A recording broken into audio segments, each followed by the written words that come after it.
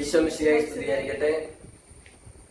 കത്തോലിക്ക സഭയുടെ മതബോധന ഗ്രന്ഥത്തെക്കുറിച്ചുള്ള പഠനത്തിന്റെ 17ാം എപ്പിസോഡിലേക്ക് എല്ലാ പ്രിയപ്പെട്ടവരെയും വളരെ സ്നേഹപൂർവ്വം ക്ഷണിക്കുന്നു. നമുക്ക് പ്രാർത്ഥിച്ചുകൊണ്ട് ആരംഭിക്കാം.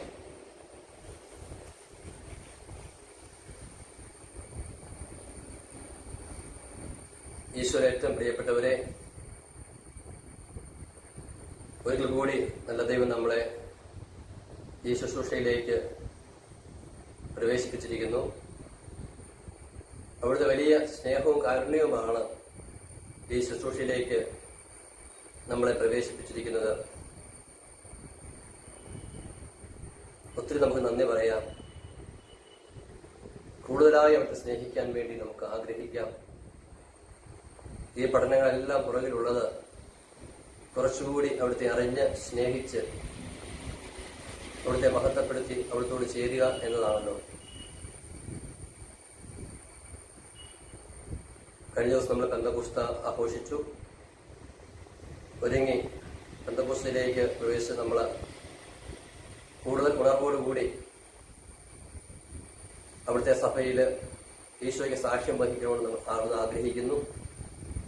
ഈ പഠനങ്ങളെല്ലാം അതിന് കൂടുതൽ സഹായകരമായി തീരട്ടെ നമുക്ക് പ്രാർത്ഥിക്കാം. നമ്മെയും നമ്മുടെ കുടുംബത്തിലുള്ളവരെയും നമ്മുടെ പ്രിയപ്പെട്ടവരെയും തിരുസഭയെയും മുഴുവനെയും നമുക്ക് ഈ പ്രാർത്ഥനയിലേക്ക് ചേർത്ത് വയ്ക്കാം. പ്രത്യേകിച്ച് കൊറോണ വൈറസ് വ്യാപനം മൂലം അസ്വസ്ഥപ്പെടുന്ന എല്ലാ സാഹചര്യങ്ങളും എല്ലാ വ്യക്തികളെയും നമുക്ക് ഈ പ്രാർത്ഥനയിലേക്ക് ചേർത്ത് വയ്ക്കാം. ഇന്നേ ദിവസത്തെ ഈ ശുശ്രൂഷ ദൈവത്തെയും അവിടുത്തെ സഭയെയും കൂടുതലായി അറിയുന്നതിനും അങ്ങനെ സ്നേഹിക്കുന്നതിനും കാരണമായിട്ട് നമ്മൾ പ്രത്യേകം ആഗ്രഹിക്കുകയും പ്രാർത്ഥിക്കുകയും ചെയ്യാം. പരിശുദ്ധ ത്രിത്വത്തെ നമ്മെ തന്നെ സമർപ്പിച്ചുകൊണ്ട് നമുക്ക് ക്ലാസ്സുകളിലേക്ക് പ്രവേശിക്കാം. ചൊല്ലിത്തരുന്ന പ്രാർത്ഥന നമ്മളെ ഹൃദയത്തിൽ നിന്ന് സ്വരമുയർത്തി ഏറ്റുപറഞ്ഞ് പ്രാർത്ഥിക്കുന്നു.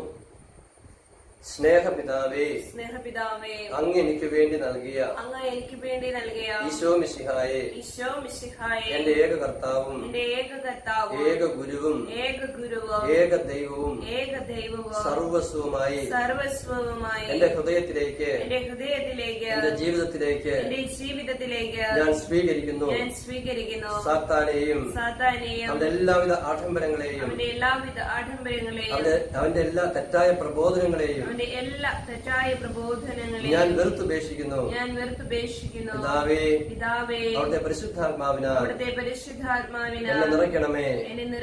പരിശുദ്ധാത്മാവേ വരണമേ. അവിടുത്തെ ഇഷ്ടമണവാട്ടിയായ പരിശുദ്ധ മറിയത്തിന്റെ വിമല ഹൃദയത്തിന്റെ ശക്തമായ മധ്യസ്ഥതയാൽ എന്നിലേക്ക് എഴുന്നള്ളി വരണമേ. ഈ ശുശ്രൂഷയിലേക്ക് എഴുന്നള്ളി വരണമേ. അങ്ങ് തന്നെ ഈ ശുശ്രൂഷയെ നയിക്കണമേ. ആമേൻ. പരിശുദ്ധ പരമ ദിവ്യകാരുണ്യത്തിന് എന്നേരവും ആരാധനയും സ്തുതിയും പുകഴ്ചയും ഉണ്ടായിരിക്കട്ടെ. നന്മ നിറഞ്ഞ മറിയമേ, സ്വസ്തി, കർത്താവ് അങ്ങയുടെ കൂടെ സ്ത്രീകൾ അനുഗ്രഹിക്കപ്പെട്ടവളാകുന്നു. അങ്ങയുടെ ഉദരത്തിൻ ഫലമായി ഈശോ അനുഗ്രഹിക്കപ്പെട്ടവനാകുന്നു. പരിശുദ്ധ മറിയമേ, തമ്പുരാന്റെ അമ്മേ, പാപികളായ ഞങ്ങൾക്ക് വേണ്ടി എപ്പോഴും ഞങ്ങളുടെ മരണസമയത്തും തമ്പുരാനോട് അപേക്ഷിക്കണമേ. ആമേൻ. ഈശ്വരത്തെ പ്രിയപ്പെട്ടവരെ,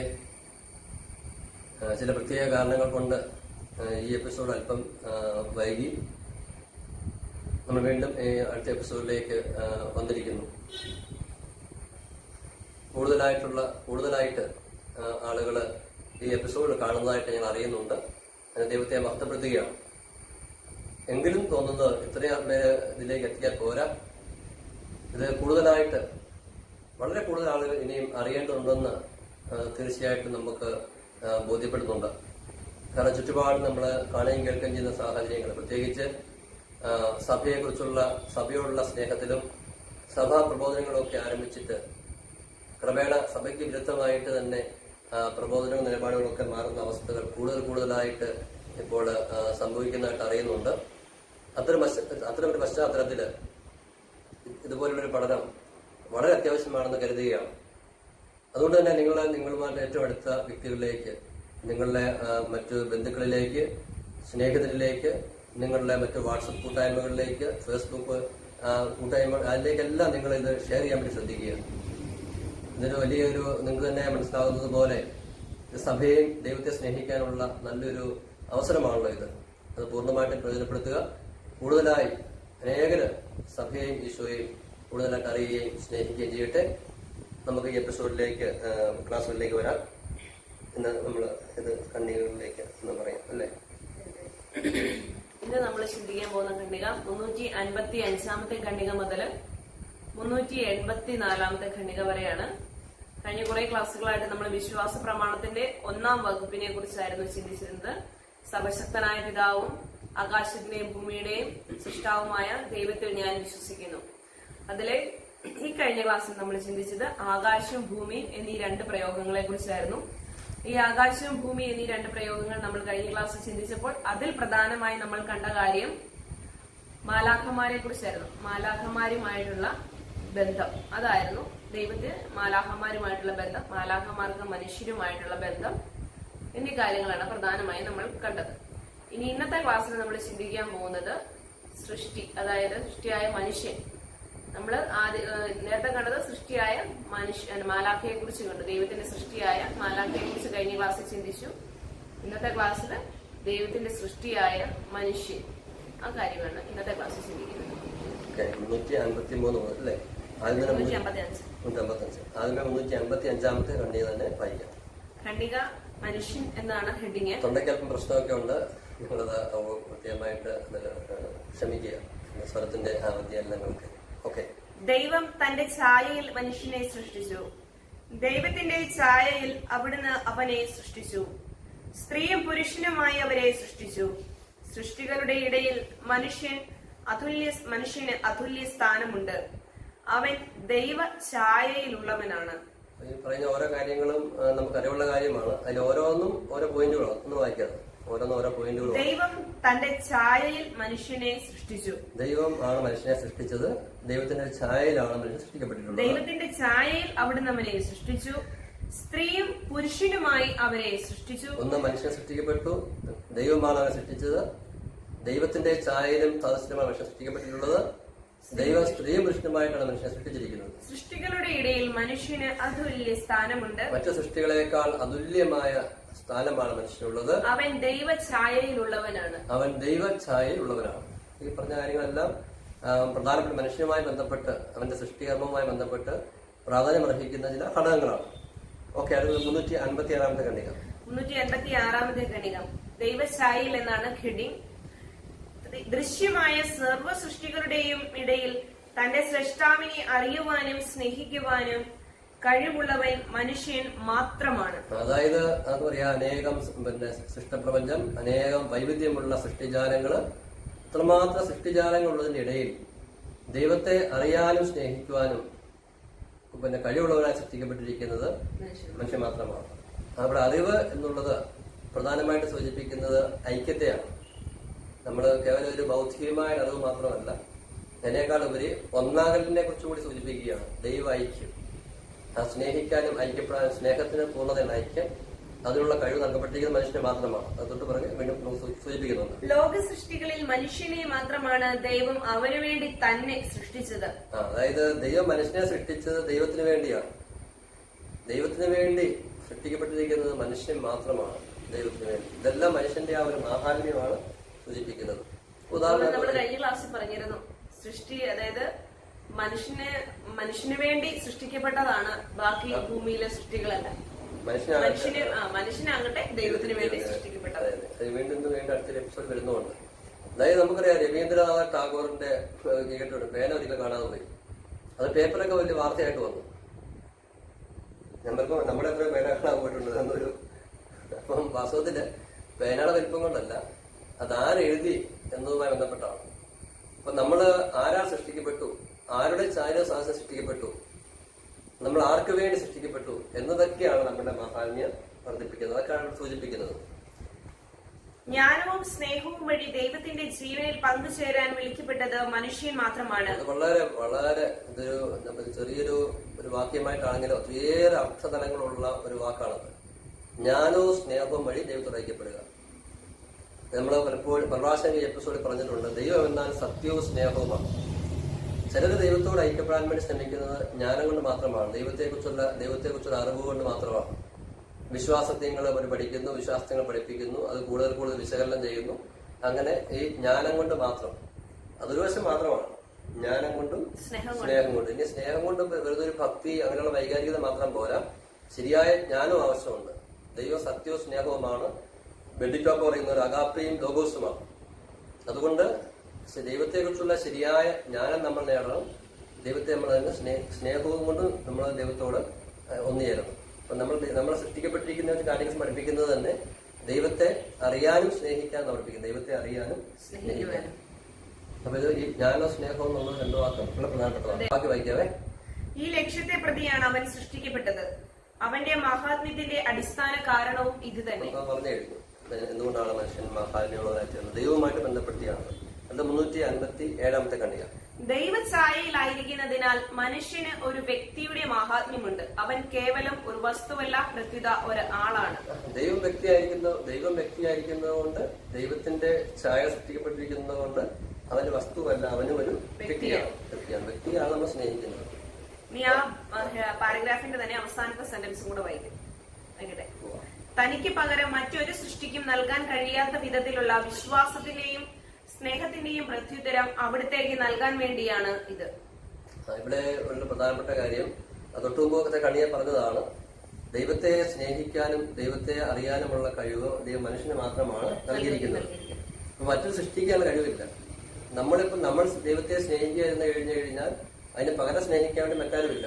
മനുഷ്യന് മാത്രമേ ഈ സൃഷ്ടിയിൽ നിന്നും ദൈവത്തെ അറിയാൻ സ്നേഹിക്കാൻ സാധിക്കുകയുള്ളൂ. അത്രമാത്രം അനന്യമായ സ്ഥാനമാണുള്ളത്. ഇവിടെ രണ്ട് കാര്യങ്ങൾ ശ്രദ്ധിക്കാവുന്ന. ഒന്ന്, മറ്റ് സൃഷ്ടികൾക്ക് ദൈവത്തിന് പകരം സ്നേഹിക്കാൻ പറ്റത്തില്ല. രണ്ടാമത്, അല്പം കൂടി നമ്മൾ അത് ധ്യാനാത്മകമായി പറഞ്ഞു കഴിഞ്ഞു കഴിഞ്ഞാൽ ഒരു മനുഷ്യനെ സ്നേഹിച്ചില്ലെങ്കിൽ ആ മനുഷ്യന് പകരം മറ്റൊരു മനുഷ്യൻ ദൈവത്തെ സ്നേഹിക്കാൻ പറ്റത്തില്ല. അങ്ങനെയുണ്ട്. കാരണം ഓരോ മനുഷ്യനും അനന്യനാണ്. ആ അനന്യമായ രീതിയിൽ തന്നെ അവൻ ദൈവത്തെ സ്നേഹിക്കാനായിട്ടുണ്ട്. ഒന്ന്, പ്രപഞ്ചത്തിലെ മറ്റു സൃഷ്ടികളിൽ നിന്ന് മനുഷ്യൻ മാത്രം ദൈവത്തെ സ്നേഹിക്കാനായിട്ടുണ്ട്. രണ്ട്, ഒരു മനുഷ്യന് വ്യത്യസ്തനായി മറ്റു മനുഷ്യൻ വ്യക്തിപരമായി ദൈവത്തെ സ്നേഹിക്കാനായിട്ടുണ്ട്. ഇപ്പൊ ഞാൻ ദൈവത്തെ സ്നേഹിക്കാതിരുന്നു കഴിഞ്ഞാൽ സൂര്യ സ്നേഹിക്കുന്നുണ്ട്, അതുകൊണ്ട് അത് പകരമാകുകയില്ല. കാരണം ഓരോരുത്തരും വ്യക്തിപരമായിട്ട് ദൈവത്തെ സ്നേഹിക്കേണ്ടതായിട്ടുണ്ട്. ഒരു ധ്യാനം പറഞ്ഞു കഴിഞ്ഞാൽ 99 ആളുണ്ടായിട്ട് ഒരാളിനെ തേടിപ്പോയി. ഇപ്പൊ 99 ആളിന്റെ സ്നേഹം കിട്ടിയിട്ടും ഈ ഒരാളിന്റെ സ്നേഹം മേടിക്കാൻ വേണ്ടി ദൈവം നടക്കുകയാണ്. അപ്പൊ ദൈവത്തിൽ നിന്ന് തീർത്തിവിടാൻ വേണ്ടിയിട്ടല്ല, ഓരോരുത്തരുടെ സ്നേഹം അത്രയും വ്യക്തിപരമായി സ്നേഹിക്കാനുണ്ടെന്ന് കാണിക്കാൻ വേണ്ടിയാണത്. 358 കളിയാണ്. മനുഷ്യന് വേണ്ടിയാണ് ദൈവം സമസ്തവും സൃഷ്ടിച്ചിരിക്കുന്നത്. എന്നാൽ മനുഷ്യൻ സൃഷ്ടിക്കപ്പെട്ടിരിക്കുന്നതാകട്ടെ ദൈവത്തെ സേവിക്കുവാനും സ്നേഹിക്കുവാനും സർവ്വ സൃഷ്ടികളെയും അവിടത്തേക്ക് സമർപ്പിക്കുവാനും വേണ്ടിയാണ്. ഇത് നമ്മൾ കഴിഞ്ഞ ക്ലാസ്സുകളിൽ ചിന്തിച്ച കാര്യമാണ്. ഫ്രാൻസിസ് പുണ്യാളിന്റെ ഫോട്ടോയെ കുറിച്ചൊക്കെ പറഞ്ഞത് സൃഷ്ടികളെല്ലാം മനുഷ്യന് വേണ്ടി, മനുഷ്യനാകട്ടെ ദൈവത്തിന് വേണ്ടി പറഞ്ഞതാണ്. 359 ഖണ്ഡിക. വാസ്തവത്തിൽ ശരീരം ധരിച്ച വചനത്തിന്റെ രഹസ്യത്തിൽ മാത്രമാണ് മനുഷ്യ രഹസ്യം യഥാർത്ഥത്തിൽ വ്യക്തമാകുന്നത്. അത് വളരെ പ്രധാനപ്പെട്ടതാണ്. അതായത് നമുക്കറിയാം, ദൈവത്തെക്കുറിച്ചുള്ള അറിവ് അത് നമുക്ക് പൂർണ്ണമായിട്ടും വെളിപ്പെടുത്തിയത് ദൈവം തന്നെയായ ഈശോയാണ്. എന്ന് പറഞ്ഞ പോലെ തന്നെ മനുഷ്യനെ കുറിച്ചുള്ള പൂർണ്ണമായ അറിവ് നമുക്ക് ലഭിക്കുന്നത് ഈശോയിൽ കൂടിയാണ്. കാരണം ദൈവത്തിന്റെ കണ്ണിൽ കൂടി കാര്യങ്ങളെല്ലാം നമ്മളെ കാണാൻ പഠിപ്പിച്ചത് ഈശോയാണ്. നമ്മുടെ ഈശോ മനുഷ്യനെ കുറിച്ച് എന്ത് പറഞ്ഞു, ഈശോ മനുഷ്യൻ എന്തുമാത്രം മാഹാത്മ്യമുണ്ടെന്ന് ഈശോ പറഞ്ഞു. അതാണ് ഉദാഹരണത്തിന് അതാണ് യഥാർത്ഥ മനുഷ്യന്റെ വില. ഇപ്പൊ ഞാൻ ചിന്തിച്ചു നോക്കുകയാണ്, എനിക്ക് ഇന്നതൊക്കെ ഉണ്ട്, ഇതൊന്നുമില്ല. അത് നമ്മൾ തന്നെ, അതായത് പരിമിതിയുള്ള തെറ്റായ അറിവിൽപ്പെട്ടുപോയ സാത്താന്റെ ഇടപെടലുള്ള സ്വാധീനമുള്ള ബുദ്ധിയിൽ നമ്മൾ തന്നെ ചിന്തിച്ചുണ്ടാക്കുകയാണ്. വേറെ മനുഷ്യൻ നമ്മളെ കുറിച്ച് പറയുകയാണ്, അയാൾ പറയുകയാണ് ബിജു അങ്ങനെയാണ് പറയുകയാണ്. അതും അറിവിന്റെ പരിമിതിയുള്ള അല്ലെങ്കിൽ ബുദ്ധിയിൽ അന്ധകാരമുള്ള ഒരു മനുഷ്യന്റെ എന്നെ കുറിച്ചുള്ള കാഴ്ചപ്പാടാണ്. ഇത് രണ്ടും തെറ്റാണ്. എന്നെ കുറിച്ചുള്ള ഞാൻ ആരാണെന്ന് ശരിക്കും അറിയാവുന്നത് എന്നെ സൃഷ്ടിച്ച ദൈവത്തിനാണ്. അതുകൊണ്ട് ആ ദൈവം വന്ന് മനുഷ്യനെ കുറിച്ച് എന്ത് പറയുന്നു, മനുഷ്യൻ എന്തുമാത്രം വിലയുണ്ടെന്ന് പറയുന്നു, അതാണ് മനുഷ്യന്റെ യഥാർത്ഥ വില. അതാണ് പറയുന്നത്, അവതാരം ചെയ്ത ക്രിസ്തുവിൽ മാത്രമേ മനുഷ്യൻ ആരാണ് രഹസ്യം ശരിക്കും വെളിപ്പെടുകയുള്ളൂ. ഈശോ എന്താ പറഞ്ഞത്? ഒരുവൻ ലോകം മുഴുവനും നേടിയാലും അവന്റെ ആത്മാവ് നഷ്ടപ്പെടുത്തിയാൽ അവൻ എന്ത് പ്രയോജനം എന്ന് പറഞ്ഞു. ഈശോ പറയുകയാണ്, അനേകം കോടി ഗാലക്സികളുള്ള ഈ സൃഷ്ടപ്രപഞ്ചം മുഴുവനേക്കാൾ വില മനുഷ്യനുണ്ട്.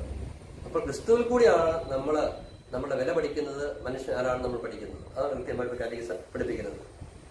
359 വെച്ചത് 360. പൊതുവായ ഉൽപ്പത്തി മൂലം മനുഷ്യവംശത്തിന് മുഴുവനും ഒരു ഏകത്വം ഉണ്ട്.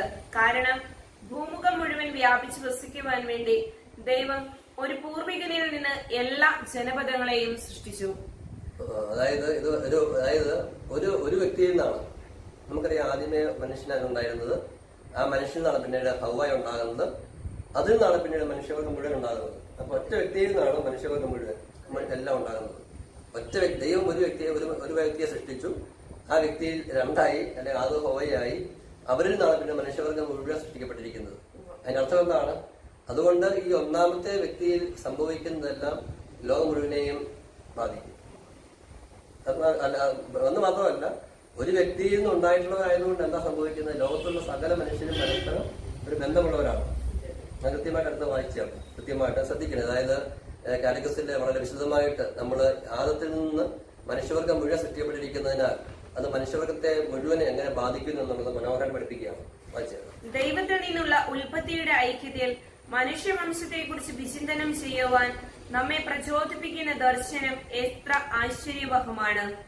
അവ സർവ്വ മനുഷ്യരിലും അരൂപിയായ ആത്മാവോടും ഭൗതിക ശരീരത്തോടും കൂടെ തുല്യമായി സൃഷ്ടിക്കപ്പെടുന്ന മനുഷ്യപ്രകൃതിയുടെ ഐക്യത്തിൽ മനുഷ്യവംശത്തിന്റെ ആസന്നമായ അന്ത്യത്തിന്റെയും മനുഷ്യവംശത്തിന് ലോകത്തിൽ നിർവഹിക്കുവാനുള്ള ദൗത്യത്തിന്റെയും ഐക്യത്തിൽ മനുഷ്യവർഗത്തിന്റെ മുഴുവനും വാസസ്ഥാനമായ ഭൂമിയുടെ ഐക്യത്തിൽ ജീവസന്ധാരണത്തിനും പരിപോഷണത്തിനുമായി ഈ ഭൂമിയുടെ പ്രയോജനങ്ങളെ വിനിയോഗിക്കുവാൻ എല്ലാ മനുഷ്യർക്കും പ്രകൃതി തന്നെ അവകാശം നൽകുന്നുണ്ട്.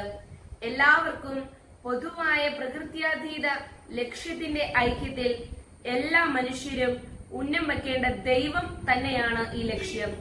ഈ ലക്ഷ്യം പ്രാപിക്കുന്നതിനുള്ള മാർഗങ്ങളുടെ ഐക്യത്തിൽ എല്ലാവർക്കുമായി ക്രിസ്തു നേടിത്തന്ന രക്ഷയുടെ ഐക്യത്തിൽ ഈ ഐക്യത്തിന്റെ എല്ലാം അടിസ്ഥാനത്തിലാണ് മാനവരാശി ഒരുമിച്ച് വിചിന്തനം ചെയ്യുന്നത്.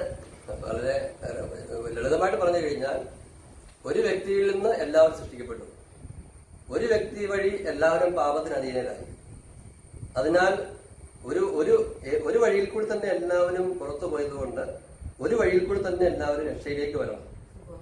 ഒരു വ്യക്തി വഴി എല്ലാവരും പാപത്തിലേക്ക് വീണുപോയി. ഒരു വ്യക്തി വഴി എല്ലാവരും സൃഷ്ടിക്കപ്പെട്ടു. ഒരു വ്യക്തി വഴി എല്ലാവരും പാപത്തിന് അധീനരായി. അതുകൊണ്ട് തിരിച്ചു വരേണ്ടതും ഒരു വ്യക്തിയിൽ കൂടിയാണ്. എല്ലാവർക്കും ഒരു ലക്ഷ്യം. അത് ദൈവമാണ് ഭൂമിയിൽ ജനിച്ചു വീണ എല്ലാ മനുഷ്യനും ലക്ഷ്യം. ആദ്യത്തിൽ എല്ലാ മനുഷ്യരും പാപം ചെയ്തു പോയിരിക്കുന്നതുകൊണ്ട്, എല്ലാ മനുഷ്യരിലേക്ക് പാപം കടന്നു വന്നിരിക്കുന്നതുകൊണ്ട് എല്ലാ മനുഷ്യർക്കും തിരിച്ച് ദൈവത്തിലേക്ക് ചെല്ലാൻ വേണ്ടി ഒരു ലക്ഷ്യമേ ഉണ്ടാകാൻ പാടുള്ളൂ. അതാണ് ഈശ്വരൻ ഏകലക്ഷം എന്ന് പറയാനുള്ള കാരണം. എന്ന് പറഞ്ഞു കഴിഞ്ഞാൽ എല്ലാ മനുഷ്യരും തമ്മിൽ, കാരണം നേരത്തെ പറഞ്ഞ പോലെ ഒരു പൊതു പൂർവികനായിരിക്കുന്നത് കൊണ്ട് എല്ലാ മനുഷ്യരും തമ്മിൽ സാഹോദര്യമുണ്ട്. നമ്മൾ മറ്റ് മതസ്ഥരായാലും മതമില്ലാത്തവരായാലും ദേശീയവാദികളാണെങ്കിലും ഇനിയിപ്പം ഒരു സംസ്കാരമില്ലാത്ത മനുഷ്യരാണെങ്കിൽ തന്നെയും എല്ലാവരും ഒരു പൊതു പൂർവികനായിരിക്കുന്നത് കൊണ്ട് എല്ലാവരും തമ്മിലൊരു സാഹോദര്യമുണ്ട്. ഈശോ പഠിപ്പിച്ച സ്വർഗ്ഗസ്ഥനായ ഞങ്ങളുടെ പിതാവിനെ എന്ന പ്രാർത്ഥനയ്ക്ക് വളരെ പ്രത്യേകമായിട്ട് സൂചിപ്പിക്കുന്നതാണ്. അടുത്തത് 362 ഖണ്ഡിക. 61 ഖണ്ഡിക. ഓക്കെ, 61 ഖണ്ഡിക. മനുഷ്യരുടെ പരസ്പര അഭിമുഖ്യത്തിന്റെയും പരസ്പര സ്നേഹത്തിന്റെയും ഈ നിയമം സർവ്വ മനുഷ്യരും യഥാർത്ഥത്തിൽ സഹോദരങ്ങളാണ് എന്ന് ഉറപ്പു നൽകുന്നു. അതേസമയം വ്യക്തികൾ, സംസ്കാരങ്ങൾ, ജനപദങ്ങൾ എന്നിവയുടെ വൈവിധ്യത്തെ ഈ നിയമം പുറംതള്ളുന്നില്ല. വൈവിധ്യം ഉണ്ടെങ്കിലും എല്ലാവരും പറഞ്ഞു നിർത്തി തന്നെയാണ്. പല മതപരമായിട്ടും സാംസ്കാരികമായിട്ടൊക്കെ വൈവിധ്യങ്ങളുണ്ട്. എങ്കിൽ തന്നെയും ഒരു പൊതുപൂർവികനായിരിക്കുന്നതുകൊണ്ട് എല്ലാവരും പരസ്പരം സഹോദരങ്ങളാണ്. 362 ഖണ്ഡിക. ശരീരവും ആത്മാവും ചേർന്ന ഒന്ന്. ദൈവഛായയിൽ സൃഷ്ടിക്കപ്പെട്ട മനുഷ്യൻ ഒരേ സമയം ശരീരിയും ആത്മീയനുമാണ്. വിശുദ്ധ ഗ്രന്ഥത്തിലെ സൃഷ്ടി വിവരണം ഈ സത്യം പ്രതീകാത്മകമായി ആവിഷ്കരിക്കുന്നത് ഇങ്ങനെയാണ്: ദൈവമായ കർത്താവ് ഭൂമിയിലെ പൂഴി കൊണ്ട് മനുഷ്യനെ രൂപപ്പെടുത്തുകയും ജീവന്റെ ശ്വാസം അവന്റെ നാസാരന്ധ്രങ്ങളിലേക്ക് നിശ്വസിക്കുകയും ചെയ്തു. അങ്ങനെ മനുഷ്യൻ ജീവനുള്ളവനായി തീർന്നു. അതായത് മനുഷ്യനെ സംബന്ധിച്ച് മനുഷ്യന് ശരീരവും ആത്മാവും ഉണ്ട്. ശരീരം മാത്രമേ ഉള്ളൂവെങ്കിൽ മൃഗമെന്ന് വിളിക്കാം. ആത്മാവ് മാത്രമേ ഉള്ളൂവെങ്കിൽ മാലാഖയെന്ന് വിളിക്കാം. ഈ ശരീരവും ആത്മാവും ഉള്ളതുകൊണ്ടാണ് മനുഷ്യനായിരിക്കുന്നത് തന്നെ. മനുഷ്യൻ ദ്വിമാന പ്രകൃതിയാണുള്ളത്. അപ്പൊ അത് ഈ മനുഷ്യന് ആത്മാവും ശരീരവും ഉണ്ട് എന്ന് സൂചിപ്പിക്കാൻ വേണ്ടി ഉൽപ്പത്തി പുസ്തകത്തിലെ ഒരു വചനമാണ് വായിച്ചു കേട്ടത്. ആദ്യം മനുഷ്യന്റെ പൂഴിയിൽ സൃഷ്ടിച്ചു. അപ്പൊ മനുഷ്യ ശരീരമാണെന്നുള്ള മനുഷ്യന്റെ ശരീരമുണ്ടെന്നുള്ള സൂചനയാണ്. തൊട്ടുപിറകെ അവനിലേക്ക് ശ്വാസം മൂതി അവൻ ജീവൻ ഉണ്ടായി എന്ന് പറയുന്ന അവനൊരു ആത്മീയമായ പ്രകൃതി ഉണ്ടെന്നതിന്റെ സൂചനയാണ്. ഇത് വിശദീകരിക്കുകയാണ് കരകസം ചെയ്യുന്നത്. അടുത്ത 364 ഖണ്ഡിക, 363 ഖണ്ഡിക. വിശുദ്ധ ലിഖിതത്തിൽ ആത്മാവ് എന്ന സംജ്ഞ പലപ്പോഴും മനുഷ്യജീവനെയോ സമ്പൂർണ്ണ മനുഷ്യ വ്യക്തിയെയോ സൂചിപ്പിക്കുന്നതാണ്. എന്നാൽ ആത്മാവ് എന്ന പദം മനുഷ്യനിലെ ഏറ്റവും അമൂല്യമായ അവന്റെ അന്തസ്സത്തയെയും സൂചിപ്പിക്കുന്നു. അതായത് വിശുദ്ധ ബൈബിളില് ആത്മാവെന്ന് പറയുമ്പോൾ പല രീതിയിൽ, ചിലപ്പോൾ ആത്മാവെന്ന് പറഞ്ഞ പരിശുദ്ധാത്മാവിനെയായിരിക്കും, അവർ പറഞ്ഞിട്ടില്ല, അത് വേറൊരു കോണ്ടസ്റ്റിലാണത്. മറ്റു ചിലപ്പോഴൊക്കെ ആത്മാവെന്ന് പറയുമ്പോൾ ഉദ്ദേശിക്കുന്നത് നമുക്കൊരു ആത്മാവുണ്ട് എന്ന് മാത്രമല്ല, നമ്മുടെ സമ്പൂർണ്ണ വ്യക്തിത്വത്തെ മുഴുവൻ സൂചിപ്പിക്കാൻ വേണ്ടി ആത്മാവെന്ന് പറയാറുണ്ട് എന്നാണ് പറഞ്ഞിരിക്കുന്നത്. ഈ അന്തസ്സത്തയിലാണ് അവൻ വളരെ സവിശേഷമാം വിധം ദൈവത്തിന്റെ ഛായ സംവഹിക്കുന്നത്. അതായത് ഈ ആത്മാവ് എന്നുള്ള ചുരുക്കത്തിൽ ആത്മാവ് എന്ന സംജ്ഞ മനുഷ്യനിലെ ആധ്യാത്മിക തലത്തെ സൂചിപ്പിക്കുന്നു. ഇത് പറഞ്ഞപ്പോൾ ഒരു കാര്യം ഓർമ്മ വരുന്നത്, പലപ്പോഴും നമ്മൾ പറയുന്നത് എനിക്കൊരു ആത്മാവുണ്ട്, എനിക്കൊരു ആത്മാവുണ്ടെന്ന് പറയുമ്പോൾ അറിയാതെ നമ്മൾ വിചാരിച്ചു പോകുന്നത് എനിക്കൊരു ശരീരമുണ്ട് എന്ന അതിന്റെ അകത്തൊരു ആത്മാവുണ്ട്, അതായത് ശരീരത്തിനാണ് പ്രാമുഖ്യം എന്നാണ് ഒരു ചിന്ത. പക്ഷെ അങ്ങനെയല്ല, ആത്മാവുണ്ട്, അത് ആത്മാവുള്ള എനിക്ക്, ഈ ആത്മാവായ എനിക്ക് ഒരു ശരീരം ഉണ്ടെന്നേ ഉള്ളൂ. അതെ, അതാണ് പ്രധാനപ്പെട്ട കാര്യം. നമ്മള് കാരണം വിലപ്പെട്ടത് ആത്മാവാണ്. ഈശോ പറഞ്ഞൊരു വചനത്തിന്റെ സൂചന ഉണ്ടല്ലോ, ആത്മാവാണ് ജീവൻ നൽകുന്നത്, ശരീരം ഒന്നിനും ഉപകരിക്കുന്നില്ല. ശരീരം ഒന്നിനും ഉപകരിക്കുന്നില്ല എന്ന് പറയുമ്പോൾ ഒന്നിനും വേണ്ടെന്ന അർത്ഥത്തിലല്ല, ആത്മാവിന്റെ വിലയുമായിട്ട് കമ്പയർ ചെയ്യുമ്പോൾ ശരീരത്തിന്റെ വില കുറവാണെന്ന് കാണിക്കാൻ വേണ്ടിയാണ്. അപ്പോൾ ഈ ഒരു അത് നമ്മൾ എപ്പോഴും നമ്മുടെ ജീവിതത്തിലും എന്തിന് നമ്മൾ പ്രയോറിറ്റി കൊടുക്കുന്നുണ്ടോ നമ്മൾ അതിനുവേണ്ടി ജീവിക്കും. എനിക്കൊരു ശരീരമുണ്ട്, ഞാൻ ശരീരമാണ്, എനിക്കൊരു ആത്മാവുണ്ടെന്ന് വിചാരിച്ചു കഴിയുമ്പോൾ നമ്മൾ ജീവിതം കൂടുതലും ശരീരത്തിന് വേണ്ടിയായിരിക്കും. ആത്യന്തികമായി നമ്മൾ ആത്മീയ വ്യക്തിയാണ്, നമുക്ക് ശരീരമുണ്ട്, നമ്മൾ ഏറ്റവും പ്രധാനപ്പെട്ടത് ആത്മാവാണെന്ന് ബോധ്യപ്പെട്ട് കഴിയുമ്പോൾ നമ്മൾ പിന്നെ പ്രയോറിറ്റി കൊടുക്കുന്ന മുഴുവൻ നമ്മുടെ ആത്മീയപരമായ കാര്യങ്ങൾക്ക് വേണ്ടിയായിരിക്കും. ഞാൻ ചിലപ്പോഴൊക്കെ ഇങ്ങനെ ധ്യാന സമയത്തൊക്കെ ചോദിക്കാറുണ്ട്, നിങ്ങൾ എല്ലാ ദിവസവും കുളിക്കുന്നവര്, അപ്പൊ എല്ലാവരും കൈവെക്കും, എല്ലാ ദിവസവും കുളിക്കുന്ന 1-2 പ്രാവശ്യം കുളിക്കും ദിവസം. എല്ലാ ദിവസവും കുമ്പസാരിക്കുന്നവര്, അല്ല 2 ദിവസം കുമ്പസാരിക്കുന്നവർ, പലപ്പോഴൊക്കെ കൈവെക്കുന്നത് ഒരാഴ്ചയും 2 ആഴ്ചയും 3 ആഴ്ചയും കഴിഞ്ഞാണ്.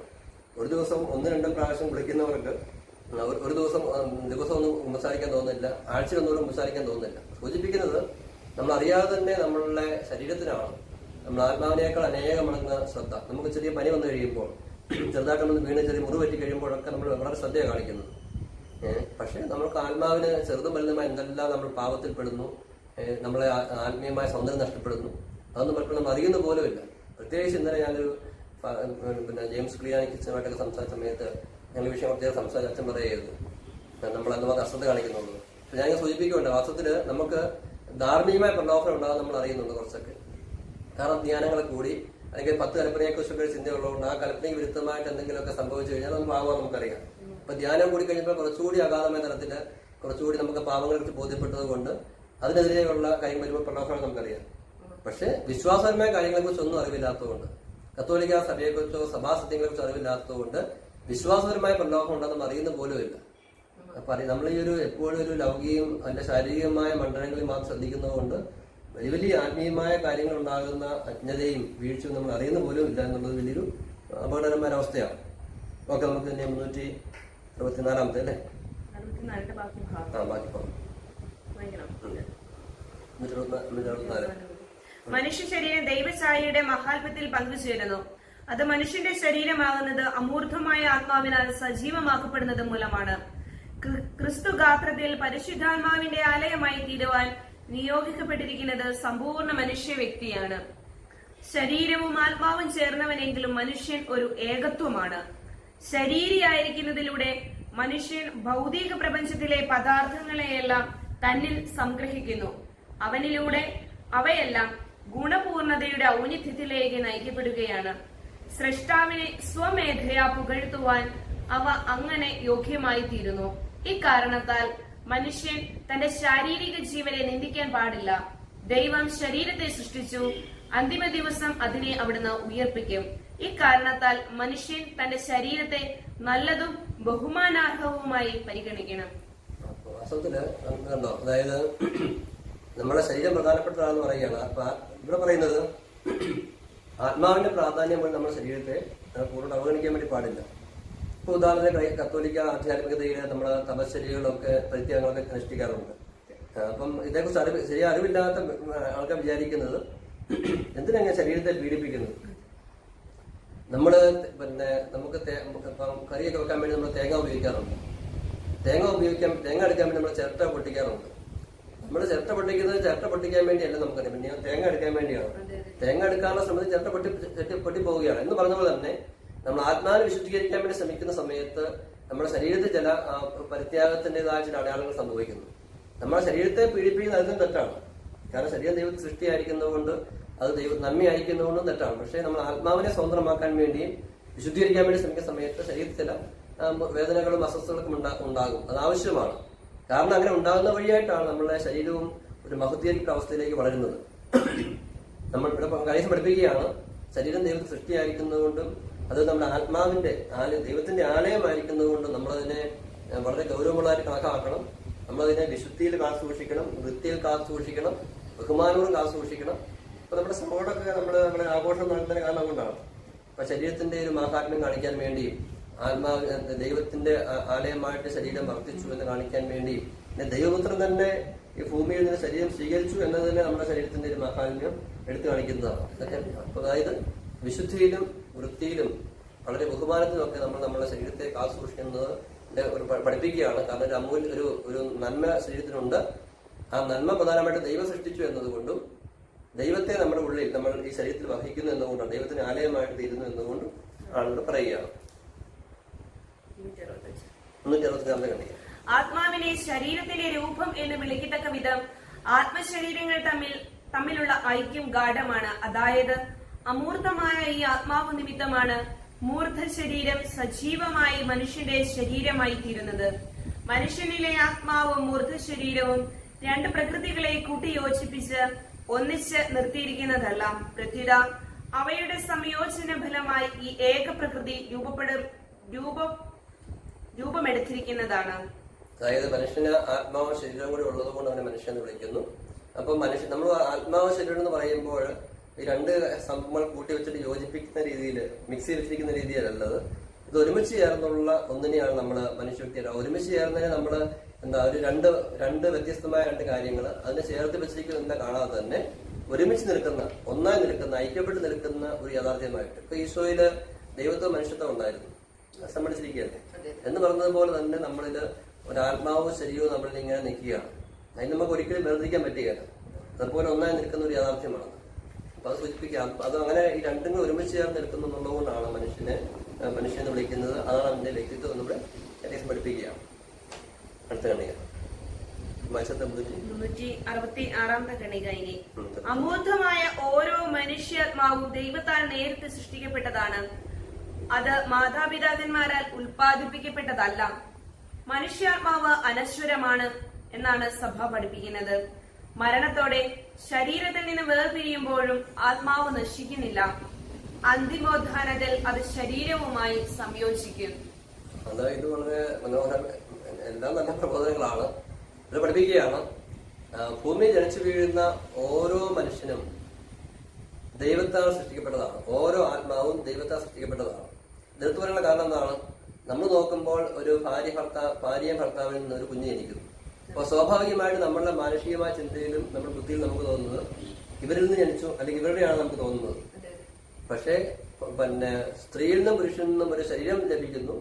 എന്നാൽ അതിന്റെ പ്രധാനപ്പെട്ട ഭാഗമായ ആത്മാവ് വരുന്നത് ദൈവത്തിൽ നിന്നാണ്. ദൈവമാണ് എല്ലാ ആത്മാവും സൃഷ്ടിക്കുന്നത്. ഈ ഒരു കാരണം കൊണ്ട് ഒരിക്കലും ഈശോ പറഞ്ഞു, നിങ്ങൾ ഭൂമിയിൽ ആരെയും പിതാവ് എന്ന് വിളിക്കരുത്.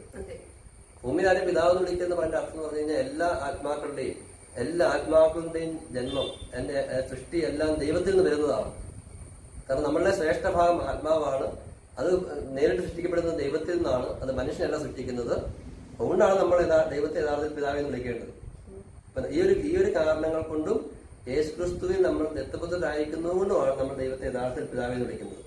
ഭൂമിയിലുള്ള നമ്മുടെ പിതാവ് എന്ന് പറഞ്ഞു കഴിഞ്ഞാൽ വാസ്തവത്തില് നമുക്ക് നമ്മളെ സൃഷ്ടിച്ച ദൈവം നമ്മളെ സൃഷ്ടിച്ചു. ആ സൃഷ്ടിക്കപ്പെട്ട നമ്മളെ ദൈവത്തിന് വേണ്ടി വളർത്തുന്നവരാണ് വാസ്തവത്തിൽ ഭൂമിയിൽ നമ്മളുടെ മാതാപിതാക്കന്മാരെന്ന് പറയാം.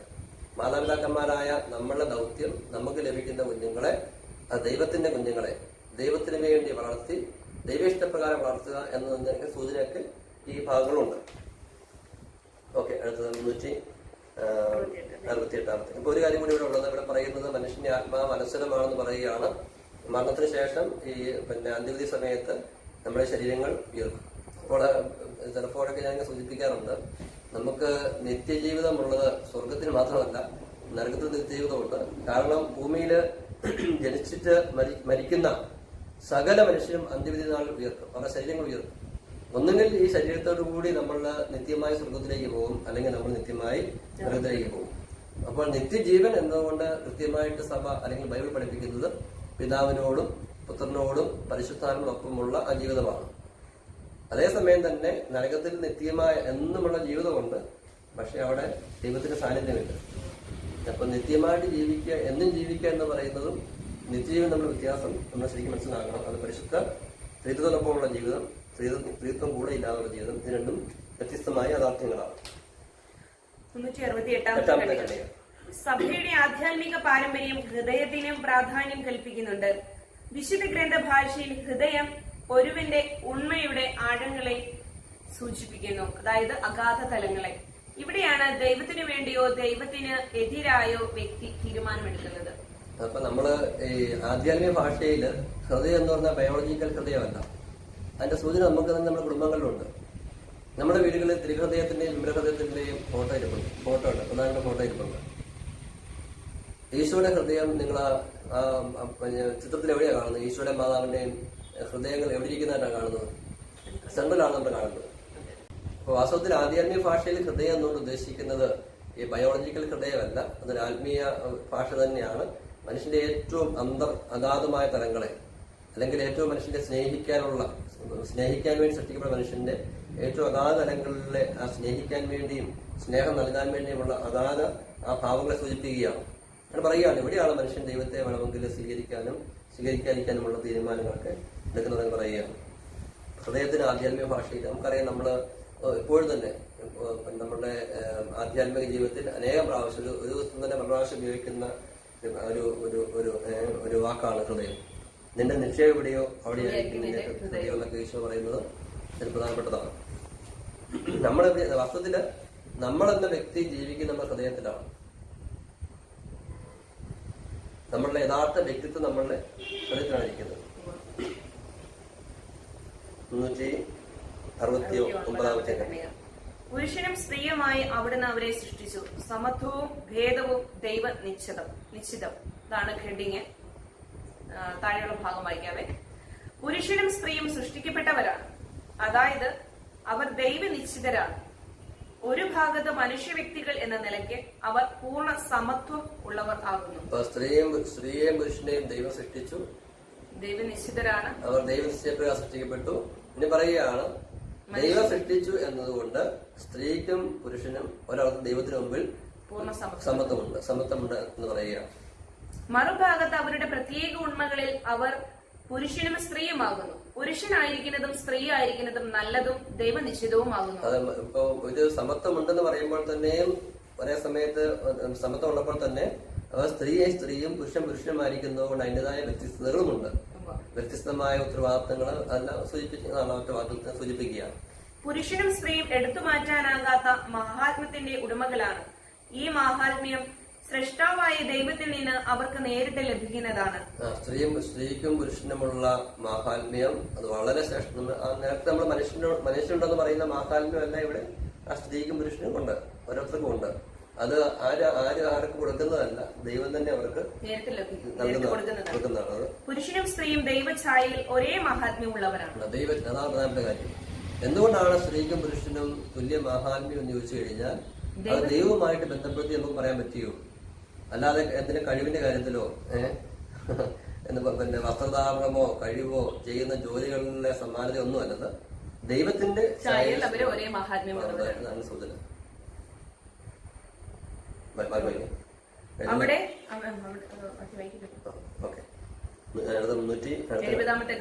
770 ബാക്കിയുണ്ട്, വിശദീകരണമുണ്ട്. ദൈവം ഒരു വിധത്തിലും മനുഷ്യന്റെ ഛായയിലല്ല. അവിടുന്ന് പുരുഷനുമല്ല സ്ത്രീയുമല്ല. തികച്ചും അരൂപിയായ ദൈവത്തിൽ ലിംഗഭേദത്തിന് സ്ഥാനമില്ല. എങ്കിലും പുരുഷന്റെയും സ്ത്രീയുടെയും തനതായ ഗുണവിശേഷങ്ങൾ ദൈവത്തിന്റെ അനന്ത ഗുണ സമ്പൂർണതയെ കുറെയൊക്കെ പ്രതിഫലിപ്പിക്കുന്നു. അങ്ങനെയുള്ളതാണ് ഒരു മാതാവിന്റെയും ഒരു പിതാവിന്റെയും ജീവിത പങ്കാളിയുടെയും ഗുണപൂർണത. അപ്പം ഒന്നാമത്തെ വാക്കൊന്ന് വായിക്കാം. ദൈവം ഒരു വിധത്തിലും മനുഷ്യന്റെ ഛായയിലല്ല. അതായത് ഇത് ഒത്തിരിയേറെ അർത്ഥതരങ്ങളുള്ള ഒരു വാക്ക് തന്നെയാണ്. കാരണം ദൈവത്തിന്റെ ഛായയിലും സാദൃശ്യ മനുഷ്യനെ സൃഷ്ടിച്ചെന്ന് പറയുമ്പോൾ നമ്മൾക്കുണ്ടാകുന്ന പ്രലോഭനം എന്താണ്? അപ്പൊ മനുഷ്യനെ കണ്ടു കഴിഞ്ഞാൽ ദൈവത്തെ പോലെ ഇരിക്കുന്നുള്ളതാണ്. അങ്ങനെ പറഞ്ഞ ചിന്തിക്കരുത്, വലിയ പാഷണ്ടത്തിലേക്ക് പോകും. അതെടുത്ത് പറയുന്നത് ദൈവത്തിന്റെ ഛായയെ സാദൃശ്യവും മനുഷ്യനുണ്ടെന്ന് പറയുന്നത് കൊണ്ട് മനുഷ്യൻ ദൈവത്തെ പോലെ എനിക്ക് പറയാൻ പറ്റിയത്. മനുഷ്യന്റെ പ്രതിച്ഛായ അത് കൃത്യം പറയുകയാണ്. അതായത് നമ്മൾ പറയാറുണ്ട്, പിന്നെ ക്രിസ്തു തന്നെയാണ് സഭ എന്ന് പറയാറുണ്ട്. അത് ശരിയാണ്. പക്ഷെ സഭ സമം ക്രിസ്തു അല്ല. ക്രിസ്തു സഭയാണ്. അല്ല, പിന്നെ സഭാ സമം ക്രിസ്തു എന്ന് പറയാൻ വേണ്ടി പറ്റും. തിരിച്ചാണ്, സഭയെ നമ്മൾ ക്രിസ്തു എന്ന് പറയാൻ വേണ്ടി പറ്റും. പക്ഷെ ക്രിസ്തു സമം സഭ എന്ന് പറയാൻ പറ്റിയല്ല. മനസ്സിലായില്ലേ? എന്ന് പറഞ്ഞാൽ ബൈബിള് പിന്നെ ക്രിസ്തു എന്ന് പറയും. പക്ഷെ ക്രിസ്തു ബൈബിൾ അല്ല. എന്താ സൂചന? എന്താ കാരണം? ബൈബിളെല്ലാം സൃഷ്ടിക്കപ്പെട്ടതാണ്. ദൈവ സൃഷ്ടാവാണ്. സഭയും ദൈവത്തിന്റെ സംവിധാനമാണ്. ദൈവ സൃഷ്ടാവാണ്. മനുഷ്യൻ ദൈവത്തിന്റെ സൃഷ്ടിയാണ്. ദൈവ സൃഷ്ടാവാണ്. അപ്പൊ അതായത് മനുഷ്യന് സഭയ്ക്ക് അല്ലെങ്കിൽ വിശുദ്ധ ബൈബിളിനൊക്കെ ഇങ്ങനെ ക്രിസ്തുവുമായിട്ട് ഇങ്ങനെ ബന്ധമുള്ളത് കൊണ്ട്, ഒന്നു തന്നെ എന്ന് പറയാൻ പറ്റുള്ള ബന്ധമുള്ളത് കൊണ്ട് അറിയാതെ തന്നെ നമ്മൾ ദൈവത്തിന് പകരമായിട്ട് എന്നെ കാണരുത്, ദൈവം തന്നെയാണ് എന്നെ കാണരുത്. അതിൽ വിഗ്രഹാലേക്ക് പോകുന്ന സൂചന വന്നിരിക്കുന്നത് ദൈവത്തിന്റെ ഛായയും സാദൃശ്യമുള്ളത് കൊണ്ട് നമ്മൾ മനുഷ്യനെ കണ്ടു കഴിയുമ്പോൾ മനുഷ്യനെ പോലെയാണ് ദൈവം ഇരിക്കുന്നത് നമ്മൾ വിചാരിച്ചു പോകരുത്. മറിച്ച് പറയുകയാണ്, അനന്തനായ അല്ലെങ്കിൽ അനന്ത നന്മയുള്ള ആ ദൈവത്തിന് അനേകം ഗുണവിശേഷങ്ങൾ മനുഷ്യനുണ്ട്. അതാണ് എന്റെ സൂചന. ഉദാഹരണത്തിന് സ്വർഗസ്ഥനായ പിതാവിനെ പോലെ നിങ്ങൾ പരിപൂർണ്ണാകാൻ ഈശോ പറഞ്ഞു. അപ്പൊ ഉൽപ്പത്തി പുസ്തകത്തില് ആദ്യ ഭാഗത്തില് ആദോ ഹവ്വായും പിന്നെ ദൈവത്തെ പോലെ ആകാൻ വേണ്ടിയല്ലേ ശ്രമിച്ചത്? അതല്ല ആദ്യ ഭാഗം.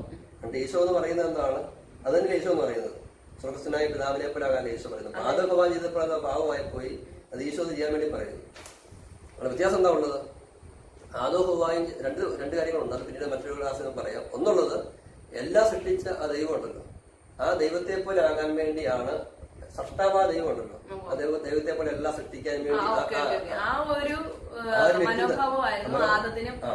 ആ ദൈവത്തിന്റെ ആ വ്യക്തിത്വം ലഭിക്കാൻ ആഗ്രഹിച്ചത്. എന്നാൽ ദൈവം ഉദ്ദേശിച്ചത് മനുഷ്യന്റെ വ്യക്തിത്വത്തിലായിരുന്നത് കൊണ്ട് ദൈവത്തോട് ഐക്യപ്പെട്ട് ദൈവത്തിന്റെ ഗുണവിശേഷങ്ങൾ പരമാവധി എന്ന് പറഞ്ഞാൽ ദൈവം ആഗ്രഹിക്കാത്ത പോലെ തന്നെ സ്വന്തമാക്കുക എന്നുള്ളതായിരുന്നു. അതുകൊണ്ട് ഈശോ പറഞ്ഞത്, ഒരിടത്ത് ഈശോ പറഞ്ഞത് ദൈവത്തെ പോലെ ആകാൻ പറഞ്ഞു, സ്വർഗസ്ഥനായ പിതാവിനെ പോലെ ആകാൻ പറഞ്ഞു. മറ്റൊരു ഭാഗത്ത് ഈശോ പറഞ്ഞു, സ്വർഗസ്ഥനായ പിതാവ് കരുണയുള്ളവനായിരിക്കുന്ന പോലെ ആകാൻ പറഞ്ഞു. അപ്പോൾ അവിടെ ഉദ്ദേശിക്കുന്നതാണ് ദൈവത്തിന്റെ ആ ഗുണവിശേഷം ഉദ്ദേശിക്കുന്നത്. അതാണ് സൂചിപ്പിച്ചേക്കുന്നത്. ദൈവത്തെ നമ്മള് മനുഷ്യനെ കണ്ടിട്ട് ദൈവത്തെ പോലെ ദൈവം ഇങ്ങനെയാണ് വിചാരിച്ചേക്കരുത്. മറിച്ച് ദൈവത്തെ ഒത്തിരിയേറെ നന്മകൾ മനുഷ്യനുണ്ട് എന്നാണ് അത് വഴിയായിട്ട് മനസ്സിലാക്കേണ്ടത്. 371 ഖണ്ഡിക. ഒരാൾ മറ്റൊരാൾക്ക് വേണ്ടി രണ്ടുപേർ ചേർന്നുള്ള ഏകത്വം.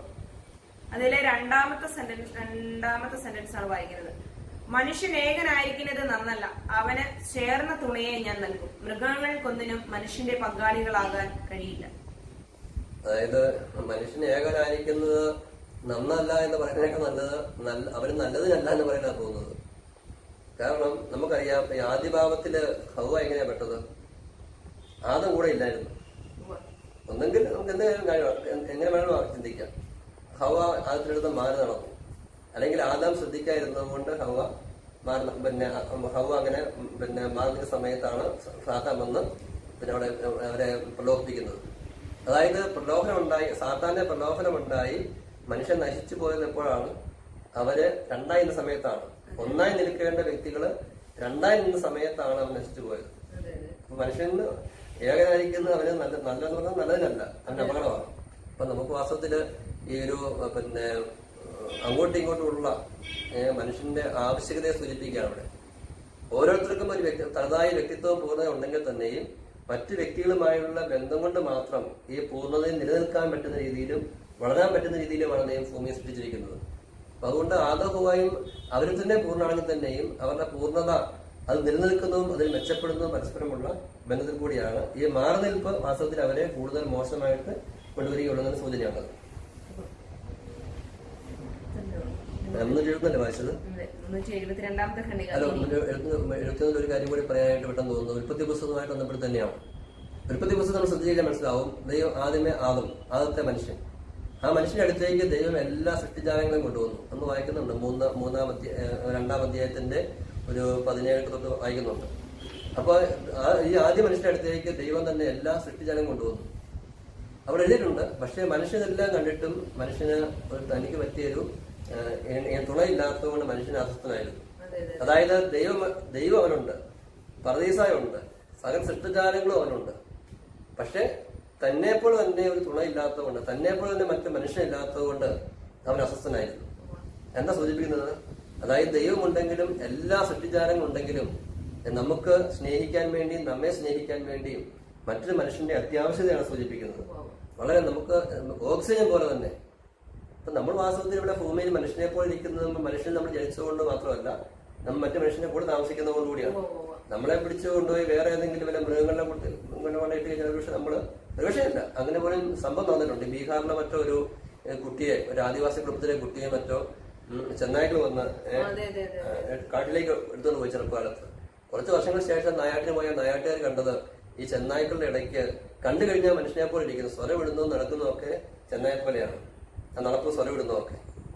വാസ്തവത്തിൽ നമ്മളിപ്പോൾ മനുഷ്യനായിട്ട് നമുക്ക് ഒരു ശരിയായ മനുഷ്യനെ പോലെ ദൈവം സൃഷ്ടിച്ച അവസ്ഥയിൽ മഹത്വത്തോടെ ഈ ഭൂമിയിൽ ജീവിക്കാൻ വേണ്ടി നമുക്ക് മറ്റു മനുഷ്യന്റെ സഹായം വളരെ ആവശ്യമുണ്ട്. അതുമല്ല, മനുഷ്യനെ ദൈവം സൃഷ്ടിച്ചിരിക്കുന്ന ആ ഒരു വ്യക്തിത്വം കഴിവും നമുക്ക് പ്രകടമാക്കണമെങ്കിൽ നമ്മൾ മനുഷ്യന്റെ കൂടെ വസിച്ചാലേ പറ്റുള്ളൂ.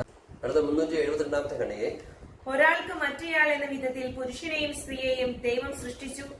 എന്നാൽ ഇതിനർത്ഥം ദൈവം അവരെ അർദ്ധനിർമ്മിതികളായി അപൂർണരായി സൃഷ്ടിച്ചു എന്നല്ല, വ്യക്തികളുടെ ഒരു കൂട്ടായ്മയായിട്ടാണ് ദൈവം അവരെ സൃഷ്ടിച്ചത്. അതും ശ്രദ്ധേയമാണ്. ഇപ്പം ഒരാൾക്ക് വേണ്ടി മറ്റേയാളെ സൃഷ്ടിച്ചു എന്ന് പറയുമ്പോൾ എന്നാൽ ഇയാളുടെ പകുതി ഇയാളുള്ളൂ, ബാക്കി പകുതി മറ്റേയാളുടെ നടത്തുന്നതിലല്ല, മറിച്ച് ഇത് നമ്മളുടെ കൂട്ടായ്മയുള്ളൊരു ജീവിതത്തെയാണ് ഉദ്ദേശിക്കുന്നത്. അതായത് പരസ്പരം കൂട്ടായ്മയാകാൻ വേണ്ടിയും കൂട്ടായ്മയെ വളരാൻ വേണ്ടിയും ഒക്കെ ഉള്ള സാധ്യതകൾ നൽകി സൃഷ്ടിച്ചു. അല്ലാതെ ഒരു വ്യക്തി എല്ലാ വ്യക്തികളും അതിൽ തന്നെ പൂർണ്ണരാണ്. അതേസമയം തന്നെ ഈ പൂർണ്ണത പരസ്പരം ഉള്ള കൂട്ടായ്മയിൽ കൂടി പങ്കുവയ്ക്കാൻ വേണ്ടി സ്വീകരിക്കാൻ വേണ്ടി എന്തും കൂടി ദൈവം അനുവദിച്ചിരിക്കുന്നു എന്നാണ് അതുവഴിയായിട്ട് മനസ്സിലാക്കേണ്ടത്. ഈ ഐക്യബന്ധത്തിൽ ഓരോ വ്യക്തിക്കും മറ്റേ വ്യക്തിയുടെ സഹായിക പങ്കാളികളാകാൻ കഴിയും. കാരണം വ്യക്തികൾ എന്ന നിലയിൽ അവർ തുല്യരാണ്. 373 ഖണ്ഡിക. 372 ഖണ്ഡികയുടെ ലാസ്റ്റ് ഭാഗം വായിക്കണം. തന്റെ പിൻഗാമികൾക്ക് ജീവൻ പകർന്നു കൊടുത്തുകൊണ്ട് സ്ത്രീയും പുരുഷനും ദമ്പതികൾ എന്ന നിലയിലും മാതാപിതാക്കൾ എന്ന നിലയിലും സൃഷ്ടാവിന്റെ ജോലിയിൽ വളരെ പ്രത്യേകമായ വിധം സഹകരിക്കുന്നു. അതായത് നമ്മുടെ മാതാപിതാക്കളെ, നമ്മളിപ്പം ഭൂമിയിൽ നമ്മളെ മാതാപിതാക്കളെ, നമ്മുടെ കുഞ്ഞുങ്ങള് അപ്പനമ്മ അല്ലെങ്കിൽ മാതാപിതാക്കൾ വിളിക്കാനുള്ള കാരണം തന്നെ ഈ പറഞ്ഞ ഈ സൃഷ്ടികർമ്മത്തിൽ നമ്മൾ പങ്കാളിയാകുന്നതുകൊണ്ടാണ്. നമ്മൾ സൃഷ്ടാവായിരിക്കുന്നതുകൊണ്ടല്ല, ആ സൃഷ്ടാവിന്റെ ജോലിയിൽ നമ്മളെ ദൈവം ഇങ്ങനെ പങ്കാളിത്തം നമുക്ക് നൽകിയിരിക്കുന്നതുകൊണ്ടാണ് നമ്മളെ കുഞ്ഞുങ്ങൾ നമ്മളെ മാതാപിതാക്കൾ എന്ന് വിളിക്കാനുള്ള കാരണം. ഇനി 373 ഖണ്ഡിക. ദൈവത്തിന്റെ കാര്യസ്ഥരായി ഭൂമിയെ കീഴടക്കുക എന്ന വിളിയാണ് ദൈവിക പദ്ധതിയിൽ പുരുഷനും സ്ത്രീക്കും ലഭിച്ചിരിക്കുന്നത്. ഈ കീഴടക്കൽ കൊണ്ട് ഉദ്ദേശിക്കുന്നത് സ്വേച്ഛാപരമോ നശീകരണാത്മകമോ ആയ ആധിപത്യമല്ല, അസ്തിത്വമുള്ള സകലതിനെയും സ്നേഹിക്കുന്ന സൃഷ്ടാവിന്റെ സാദൃശ്യത്തിൽ സൃഷ്ടിക്കപ്പെട്ടിരിക്കുന്ന പുരുഷനെയും സ്ത്രീയെയും മറ്റു സൃഷ്ടികളുടെ നേർക്കുള്ള തന്റെ പരിപാലനയിൽ ഭാഗഭാക്കുകളാകാൻ ദൈവം വിളിക്കുന്നു. അങ്ങനെ ഭൂമിയോടുള്ള ഉത്തരവാദിത്തം ദൈവം അവരെ ഭരമേൽപ്പിച്ചതാണ്. വാസ്തവത്തില് ദൈവം മനുഷ്യനെ സൃഷ്ടിച്ചിട്ട് ഈ ഭൂമിയെ അടക്കി ഭരിക്കാനുള്ള അവകാശം കൊടുക്കുകയാണ്. ഈ ഭരിക്കുക എന്ന് പറയുമ്പോൾ നമ്മള് ഈ തെറ്റായ രീതിയിലുള്ള ചില കാഴ്ചപ്പാടുകൾ വെച്ച് ഇതിനെ കാണുന്നതുകൊണ്ട് ഭരിക്കുക എന്ന് പറയുമ്പോൾ നമ്മൾ ഉദ്ദേശിക്കുന്നത് മറ്റേയാളുടെ സ്വാതന്ത്ര്യത്തെ പോലും നിഗണിച്ചുകൊണ്ട് നമ്മളിങ്ങനെ അയാളെ കീഴടക്കി നമ്മുടെ ഇഷ്ടത്തിന് വേണ്ടി അയാളുടെ പരിധി നമ്മൾ നിർത്തുക എന്ന ഉദ്ദേശിച്ചാണ്. ഉദാഹരണത്തിന് രാഷ്ട്രത്തെ ഭരിക്കുന്നവര്, അല്ലെങ്കിൽ സഭവിശ്വാസികളെ നയിക്കുന്നവര്, മാതാപിതാക്കള്, ഭർത്താവ്, ഇങ്ങനെ ഓരോ മേഖലയിൽ ഇപ്പൊ അല്ലെങ്കിൽ ജോലി മേഖലയിലെ ഉയർന്ന സ്ഥാനത്ത് നിൽക്കുന്നവർ, ഇവരൊക്കെ അപ്പം ഭരിക്കുന്നവരായിട്ട് മാറുവാണ്. എന്ന് പറഞ്ഞാൽ ഈ ഭരിക്കുക എന്നുള്ള ആഗ്രഹം തെറ്റിദ്ധരിക്കുകയാണ്. ഭരിക്കുക എന്ന് പറഞ്ഞു കഴിഞ്ഞാൽ തന്റെ താഴെയുള്ള താൻ നയിക്കേണ്ട എന്തിനെയോ എന്ത് നയിക്കേണ്ടിയിരിക്കുന്നുവോ അതിനെ ദൈവത്തിന്റെ ആ സ്നേഹം കൊണ്ട് നമ്മളതിനെ സ്നേഹിക്കുകയും അതിനെ വളർച്ചയ്ക്ക് വേണ്ടി നമ്മൾ സഹായിക്കുകയും ചെയ്യുക എന്നതാണ്. അതാണ് ഉദ്ദേശിക്കുന്നത്. അതിനെ പരിപാലിക്കുക, അതിനെ വളർത്തുക, അതിനെ നയിക്കുക എന്നൊക്കെ ഉദ്ദേശിക്കുന്നത്. പക്ഷെ ഇപ്പോൾ സാത്താന്റെ ഇടപെടൽ കൊണ്ട് നമ്മൾ ബുദ്ധി അന്ധകാരത്തിലായിട്ട് നമ്മളിപ്പോൾ അതിനെ ഭരിക്കുക എന്ന് പറയുമ്പോൾ നമ്മൾ നശിപ്പിക്കുക എന്ന പലപ്പോഴും അതിന്റെ വ്യക്തിത്വവും അതിന്റെ കഴിവുകളൊക്കെ നശിപ്പിക്കുക എന്ന് പലപ്പോഴും നമ്മളതുകൊണ്ട് പ്രായോഗികത നമ്മൾ നടത്തിക്കൊണ്ടിരിക്കുന്നു. കരേസം 374. മനുഷ്യൻ പരദീസയിൽ. ആദ്യ മനുഷ്യൻ നല്ലവനായി സൃഷ്ടിക്കപ്പെട്ടവൻ മാത്രമായിരുന്നില്ല. അവൻ തന്റെ സൃഷ്ടാവിനോട് സ്നേഹബന്ധത്തിലും തന്നോട് തന്നെയും ചുറ്റുമുള്ള ഇതര സൃഷ്ടികളോടും സമന്വയത്തിലും സ്ഥാപിക്കപ്പെട്ടവനായിരുന്നു. ക്രിസ്തുവിനുള്ള നൂതന സൃഷ്ടിയുടെ മഹത്വത്തിന് മാത്രമേ ആദിമ മനുഷ്യന്റെ ആ സുസ്ഥിതിയെ അതിശയിക്കുന്നതിന് കഴിയുമായിരുന്നുള്ളൂ.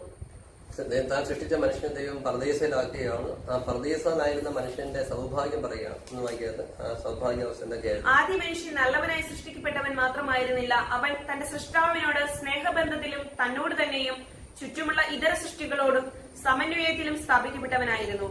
ക്രിസ്തുവിലുള്ള നൂതന സൃഷ്ടിയുടെ മഹത്വത്തിന് മാത്രമേ ആദിമ മനുഷ്യന്റെ ആ സുസ്ഥിതിയെ അതിശയിക്കുന്നതിന് കഴിയുമായിരുന്നുള്ളൂ. അതായത് ആദ്യ മനുഷ്യന്റെ സൗഭാഗ്യം പറയാം. ഒന്നാം പർദീസനായിരുന്നു. രണ്ടവൻ ദൈവത്തോട് നല്ല സ്നേഹബന്ധത്തിലായിരുന്നു. രണ്ട്, തന്നോട് തന്നെ ഒരു സ്നേഹവും മതിപ്പവനുണ്ടായിരുന്നു. അടുത്തത് തന്നെ ഹവയോട് നല്ല സ്നേഹബന്ധത്തിലായിരുന്നു. സകല സൃഷ്ടിജാലങ്ങളോട് നമ്മൾ നല്ല സ്നേഹത്തിന്റെ ബന്ധത്തിലുമായിരുന്നു. ഇനി ഇപ്പോൾ ഈ ആദമായിരുന്ന അവസ്ഥയേക്കാൾ ഉന്നതമായ അവസ്ഥ ഉണ്ട്. അത് യേശുക്രിസ്തുവിൽ കൂടി നമ്മൾ വീണ്ടും ജനിച്ചു കഴിയുമ്പോൾ നമുക്കുണ്ടാകുന്ന, യേശുക്രിസ്തുവിൽ വീണ്ടും ജനിച്ച് യേശുക്രിസ്തുവിലൂടെ വളർന്ന് നമ്മൾ ആ പരിപൂർണത പ്രാപിക്കുന്ന അവസ്ഥയിലാണ് നമുക്ക് ഇതിനേക്കാൾ ശ്രേഷ്ഠമായൊരു അവസ്ഥയുള്ളത്. നമ്മൾ നോക്കിക്കഴിഞ്ഞാൽ ഉൽപ്പത്തി പുസ്തകത്തിൽ ഉദാഹരണത്തിന് ആദോഹമായും പാപം ചെയ്ത സമയത്ത് ആദ്യമായിട്ട് നമ്മൾ കാണുന്നതാണ് തങ്ങൾ നഗ്നരാണെന്ന് അറിയുകയാണ്. അപ്പോൾ അത് വാസ്തവത്തിൽ തങ്ങളോട് തന്നെയുള്ള മതിപ്പ് അവർക്ക് നഷ്ടമാകുന്നതാണ്. അതായത് നേരത്തെ അവർക്ക് വസ്ത്രമില്ലായിരുന്നു, പക്ഷെ അവർക്ക് കുഴപ്പമില്ലായിരുന്നു. അപ്പോൾ തന്നോട് തന്നെയുള്ള സ്നേഹം, ആ സ്വയം മതിപ്പ് അവർ നഷ്ടമായി പോയി. തങ്ങളുടെ മാഹാത്മ്യത്തെ കുറിച്ചുള്ള അവബോധം അവർക്ക് നഷ്ടമായി പോയി. അത് ആദ്യമാവുന്നത് നഷ്ടമാണ്. ഉത്ഭവ നീതിയിൽ, ഉത്ഭവ വിശുദ്ധിയിൽ ഇതെല്ലാം ഉണ്ടായിരുന്നു. രണ്ടാമത് മരത്തിന് പുറകെ ഉളച്ചിരിക്കുകയാണ്. പന്ത് സൂചിപ്പിക്കുന്നത് ദൈവത്തോടുള്ള ഭയം. സ്നേഹം പോയി, ദൈവത്തോടുള്ള സ്നേഹം പോയി അദ്ദേഹത്തെ പേടിച്ചത്. അപ്പൊ ആദിഭാവം വഴിയായിട്ട് ആദിഭാവത്തിന് മുമ്പ് ദൈവത്തോടുള്ള സ്നേഹം ഉള്ളതുകൊണ്ട് അവരെ പേടിച്ചൊളിച്ചിരുന്നില്ല, മരത്തിന് പുറകെ ഒളിച്ചിരുന്നില്ല.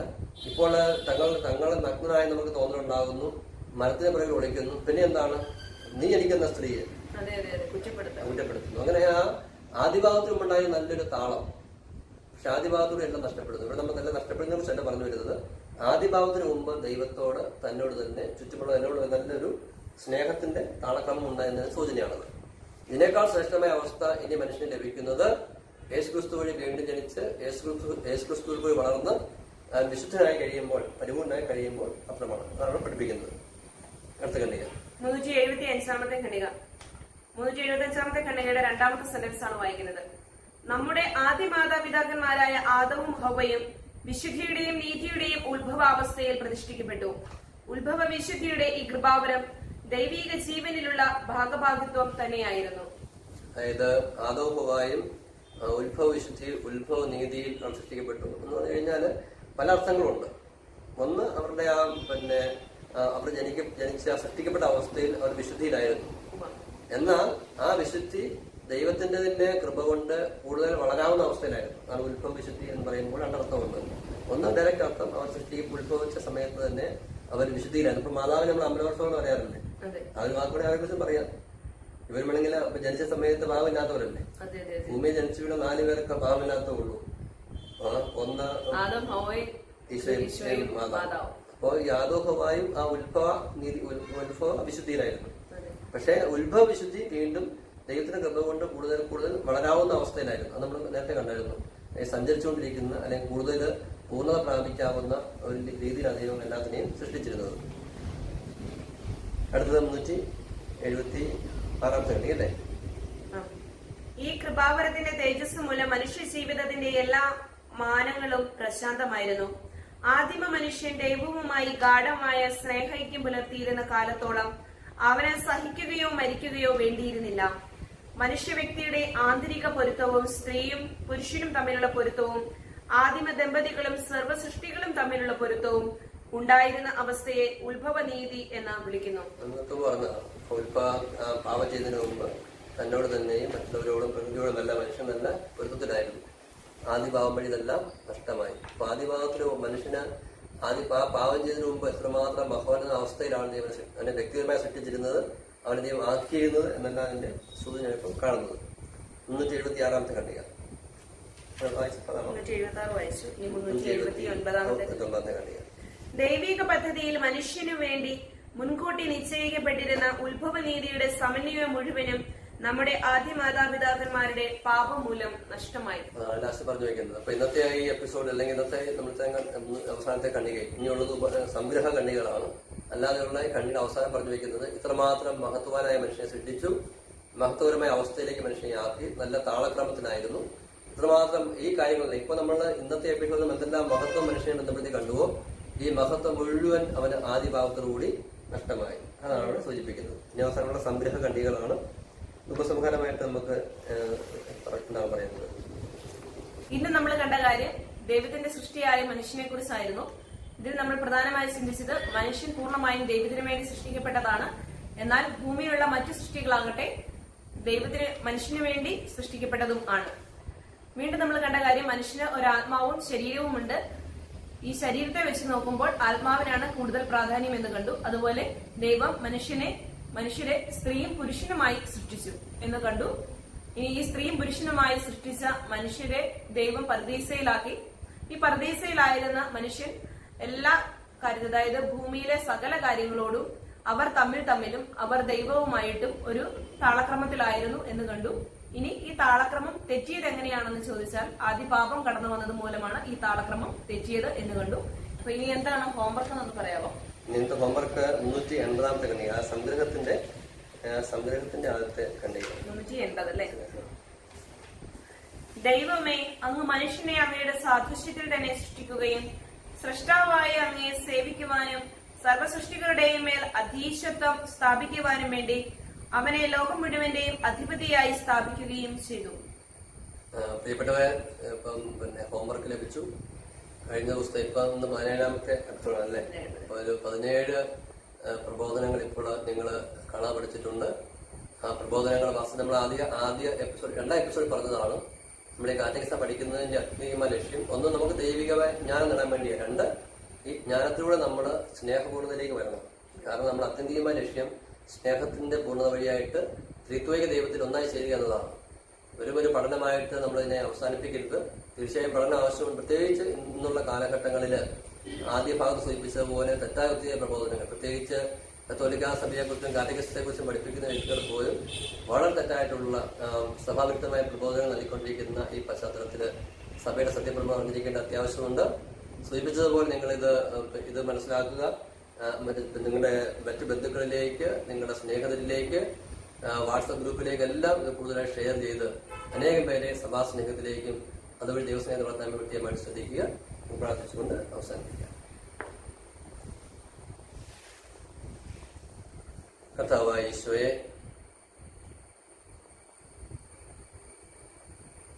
ഞങ്ങളെ ഏകരക്ഷക, ഞങ്ങളെ ആരാധിക്കുന്നു, ഞങ്ങളെ സ്നേഹിക്കുന്നു, ഞങ്ങളങ്ങേക്ക് നന്ദി പറയുന്നു. ഒരിക്കൽ കൂടി അങ്ങേക്ക് ഞങ്ങളെ സമർപ്പിക്കുന്നു. അങ്ങയുടെ ദാനമായ, അങ്ങയുടെ ജീവനായ പരിശുദ്ധാത്മാവിനെ ഞങ്ങൾക്ക് നൽകി, പരിശുദ്ധാത്മാവിലൂടെ ദൈവസ്നേഹം ഞങ്ങളിലേക്ക് ചൊരിയുന്ന ആ വലിയ കാരുണ്യതയോട് ഞങ്ങൾ നന്ദി പറയുന്നു. പ്രിയപ്പെട്ട പരിശുദ്ധാത്മാവെ, ഞങ്ങളിൽ ശക്തമായി അങ്ങ് ജ്വലിക്കണമേ. ഞങ്ങളുടെ വ്യക്തിത്വം പൂർണ്ണമായി ദൈവികമായിട്ട് മാറട്ടെ. ഇന്നത്തെ എപ്പിസോഡ് ഞങ്ങൾ കേട്ടതുപോലെ വലിയ മഹത്വമുള്ളവരാണല്ലോ ഞങ്ങൾ. ദൈവത്തിന്റെ ഛായയും സാദൃശ്യവും, ദൈവത്തിന്റെ ഛായ വഹിക്കുന്നു. ദൈവത്തിന്റെ ഗുണഗണങ്ങൾ ഞങ്ങളിൽ നൽകപ്പെട്ടിരിക്കുന്നു. ദൈവത്തോട് ഐക്യപ്പെടാൻ വേണ്ടി ഞങ്ങൾ സൃഷ്ടിക്കപ്പെട്ടിരിക്കുന്നു. ഈ കാര്യങ്ങളൊക്കെ ധ്യാനിച്ചു കഴിയുമ്പോൾ എത്രയോ വലിയ മാഹാത്മ്യം ഞങ്ങൾക്കുണ്ട് എന്ന് നിങ്ങൾ അറിയുന്നു. ഈ മാഹാത്മ്യത്വം ജീവിക്കാൻ വേണ്ടി ഞങ്ങൾക്ക് ജീവിക്കണം, ഞങ്ങൾ കുടുംബത്തിലുള്ളവർ ജീവിക്കണം. ഞങ്ങൾ വഴി അനേകര് ഞങ്ങളുടെ മാഹാത്മ്യം തിരിച്ചറിഞ്ഞ് അതിനോർത്ത് ദൈവത്തെ ആരാധിക്കണം. കർത്താവ് ആ അവസ്ഥയിലേക്ക് വളരുവാൻ ഇന്നത്തെ എപ്പിസോഡിലെ ഈ ജ്ഞാനങ്ങൾ ഞങ്ങളെ സഹായമായി തീരട്ടെ. ഈ ജ്ഞാനം ഞങ്ങളെ കൂടുതൽ പ്രബുദ്ധരാകട്ടെ, ദൈവികരാകട്ടെ, നിങ്ങൾ സ്നേഹപൂർണ്ണമുള്ളവരാകട്ടെ. ഉൽപ്പത്തി പുസ്തകത്തിലെ ആദ്യ മനുഷ്യനെ അതിശയിപ്പിക്കുന്ന യേശുക്രിസ്തുവിൽ കൂടിയുള്ള ആ വലിയ ജീവിതത്തിലേക്ക് സ്നേഹപൂർണ്ണ ജീവിതത്തിന് വളരെ വേണ്ടിയാകട്ടെ പ്രത്യേകം പ്രാർത്ഥിക്കുന്നു. ഈ പ്രാർത്ഥനയോട് ഞാൻ കുടുംബാംഗങ്ങളെ ചേർത്ത് വയ്ക്കുന്നു, ഞങ്ങളുടെ ശുശ്രൂഷയുള്ളവരെ ചേർത്ത് വയ്ക്കുന്നു, തിരുസഭയും ലോകം മുഴുവനെ ചേർത്ത് വയ്ക്കുന്നു. പരിശുദ്ധ അമ്മയുടെ വിമല ഹൃദയം വഴി ഞങ്ങൾ സമർപ്പിക്കുന്ന ഈ പ്രാർത്ഥന കേട്ടണമേ. നിത്യം പിതാവ് പുത്രനും പരിശുദ്ധാത്മാവ് സംവേശിക്കുക എന്നേക്കും ആമേൻ. സംശയ സ്തുതിയായിരിക്കട്ടെ. അടുത്ത എപ്പിസോഡ് നമുക്ക് വീണ്ടും കണ്ടുമുട്ടാം. അതുവരെ പരസ്പരം നമുക്ക് പ്രാർത്ഥനയിലും സ്നേഹത്തിലുമായിരിക്കാം. ഈശോ നമ്മെ അനുഗ്രഹിക്കട്ടെ. ആമേൻ.